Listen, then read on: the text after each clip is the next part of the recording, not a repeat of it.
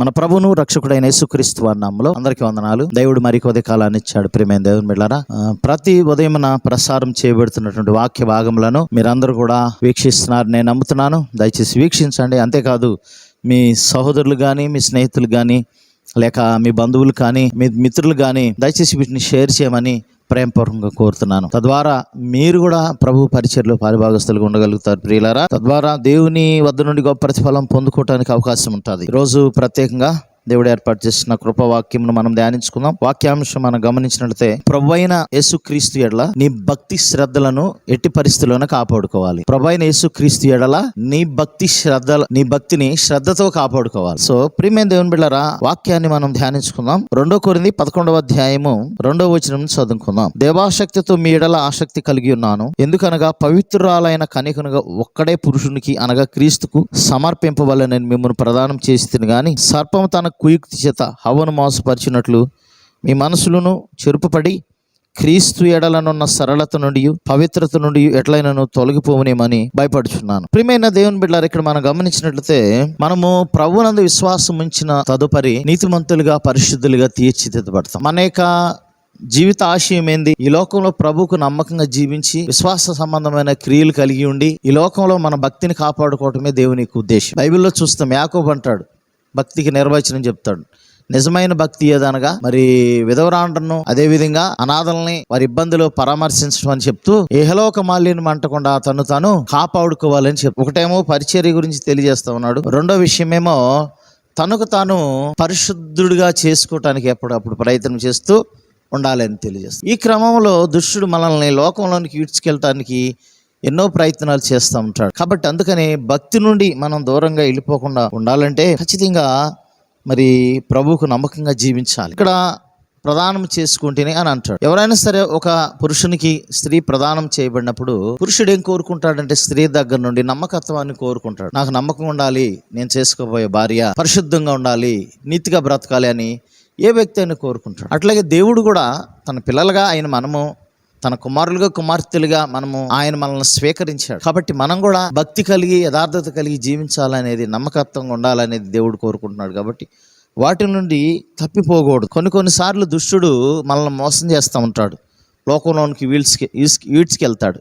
లోకాశలను మన ముందు పెడతాడు. మనకు చూస్తాం బైబిల్లో, యోహాను రాసిన పత్రికలు చూస్తాం. ప్రియమైన దేవుని బిడ్డలారా, అక్కడ ఏమంటాడంటే, మరి లోకంలో ఉన్నదంతయు శరీరాశ, నేత్రాశ, జేవు, డమ్ముమాన వీటిలో కొట్టుకుపోయి మనం ఏం చేస్తామంటే ప్రభువును దూరం చేసుకు మనం చూసిందా అందల్లా అనుభవించాలనే తత్వం కలిగి ఉంది. లేకపోతే ఇతరుల కంటే నేనే గొప్ప అధికారిని కావాలనే కోరు. ప్రియమైన దేవుని బిడ్డలారా, మన బలహీనత ఏంటంటే, కొంతమంది అయితే అధికారాన్ని స్వయాన, కొంతమంది అయితే పొగడ్తలు కోరుకుంటారు, కొంతమంది అయితే డబ్బును కోరుకుంటారు. సో ఇవి దైవ సంబంధమైనవి కానే కాదు, భూ సంబంధమైన. అందుకనే దైవ సంబంధమైనవి కావటానికి, పర సంబంధమైనవి కావటానికి పౌలు ఏం చేశాడంటే, ఈ భూ సంబంధమైన వాటిని అన్నింటినీ భూస్థాపితం చేసేసాడు. అనగా క్రీస్తు నిమిత్తం సమస్తాన్ని నష్టపరుచుకున్నాను అంటాడు. ఇప్పుడు కాబట్టి తన భక్తిని కాపాడుకోగలిగాడు. చాలా సార్లు అనేక మంది ఆయన్ని చంపి ఆయన్ని చాలా ప్రాబ్లం చేయాలనుకున్నారు. క్రీస్తు సువార్త బోధ ప్రసరింపకుండా చేయాలని ప్లాన్ చేశారు, కానీ ఎవరు చేయలేరు. ఎందుకంటే దేవుని కనికరం, కృప ఆయన మీద ఉంది. కాబట్టి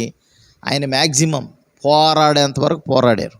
మంచి పోరాడి శ్రమలను ఎదుర్కొన్నారు. అనేక మంది తన బాధ పెట్టారు. అవన్నీ ఓర్చుకు అంటే తన భక్తి జీవితంలో వచ్చిన ఆటుపోట్లు ఎన్నో ఉన్నాయి, కానీ వాటి అన్నిటిని ఎదిరించి నిలబడగలిగారు.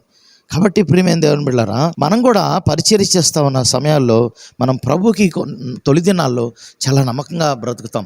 అనేక మందిని దేవుని దగ్గరకు నడిపించడానికి ప్రయత్నం చేస్తాం. కొద్ది క్రమేపీ వచ్చేసరికి ఆసక్తి అనేది మనలో తగ్గిపోతుంది.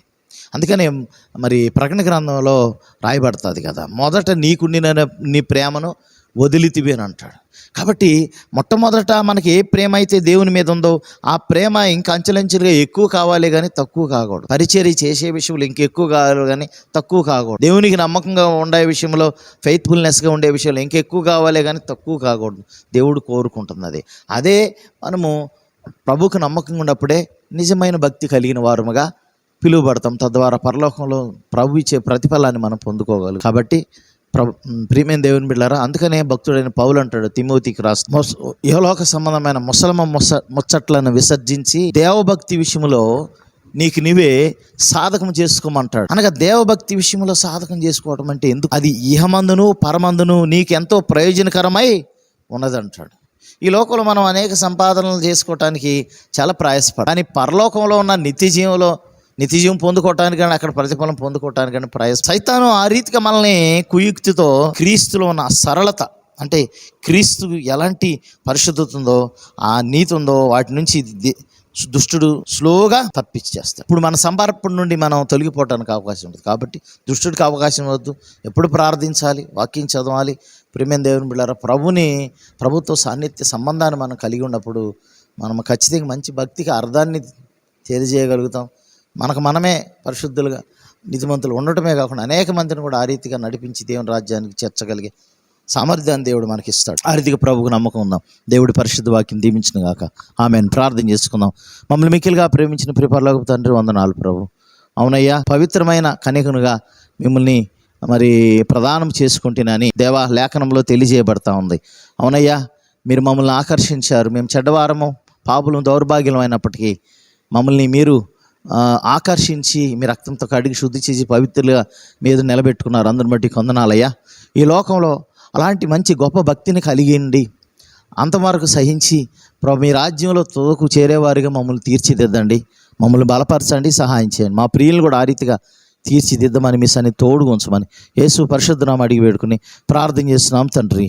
ఆమెన్. మన తండ్రి అయిన దేవుని ప్రేమ, ప్రభువైన యేసుక్రీస్తు వారి కృప, పరిశుద్ధాత్మ సౌఖ్య చేర్మానకును సకల పరిశుద్ధులకును ఎల్లప్పుడూ తోడే నడిపించును గాక. ఆమెన్. అందరికీ వందనాలు. ప్రియమైన దేవుని బిడ్డలారా, మరి కొద్ది కాలాన్ని కలుసుకుందాం. మనందరం దేవుడు మీ అందరం దీవించి ఆశీర్వాదాలు బలపరచును గాక. God bless you.